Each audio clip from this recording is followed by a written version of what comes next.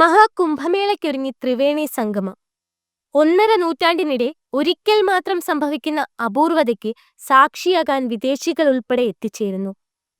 45 ദിവസം നീണ്ടു നിൽക്കുന്ന മേളയ്ക്ക് മുന്നോടിയായി ഞായറാഴ്ച നടന്ന സ്നാനത്തിൽ 25 ലക്ഷത്തിലേറെ പേരാണ് പങ്കെടുത്തത്. മേളയിൽ 35 കോടിയിലേറെ പേർ പങ്കെടുക്കുമെന്നാണ് പ്രതീക്ഷിക്കുന്നത്.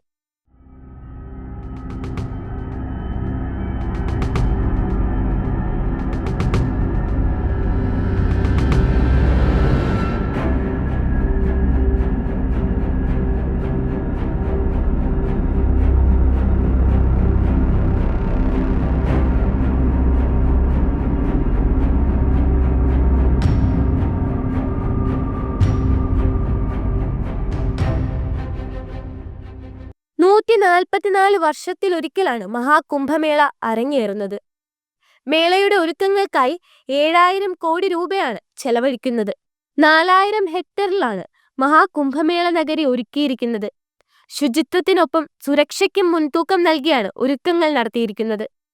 തിരക്ക് നിയന്ത്രിക്കാനും സുരക്ഷയ്ക്കുമായി 3000 ക്യാമറകൾ സജ്ജീകരിച്ചിട്ടുണ്ട്. പ്രയാഗ്രാജിൽ 12 കിലോമീറ്റർ നീളത്തിൽ സ്നാനഘാട്ടുകൾ തയ്യാറാക്കിയിട്ടുണ്ട്.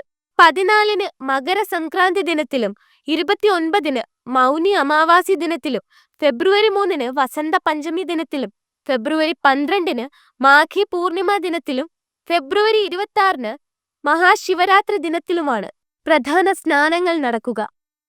കുംഭമേളയിൽ പങ്കെടുത്ത് ത്രിവേണി സംഗമത്തിൽ കുളിച്ചാൽ പാപങ്ങളെല്ലാം ഇല്ലാതാകുമെന്നാണ് വിശ്വാസം. കുംഭമേള നടക്കുന്ന ദിവസങ്ങളിൽ 3000 സ്പെഷ്യൽ സർവീസുകൾ ഉൾപ്പെടെ 13000 ട്രെയിൻ സർവീസുകൾ ഒരുക്കും. കേന്ദ്ര ടൂറിസം വകുപ്പിന്റെ കീഴിലുള്ള ITDCയും പ്രയാഗ്രാജിൽ പ്രത്യേക ലക്ഷറി ടെന്റുകൾ ഒരുക്കിയിട്ടുണ്ട്. 14,000 മുതൽ 45,000 വരെ വാടക ഈടാക്കുന്നതാണ് ITDCയുടെ ലക്ഷറി സ്യൂട്ടുകൾ. ITDCയെ പോലെ സ്വകാര്യ സ്ഥാപനങ്ങളും വൻ സൗകര്യങ്ങളാണ് ഏർപ്പെടുത്തിയിരിക്കുന്നത്. കുംഭമേളയിലൂടെ 2 ലക്ഷം കോടി രൂപയുടെ സാമ്പത്തിക വളർച്ച സംസ്ഥാനത്തിന് ലഭിക്കുമെന്നാണ് UP സർക്കാർ പ്രതീക്ഷിക്കുന്നത്.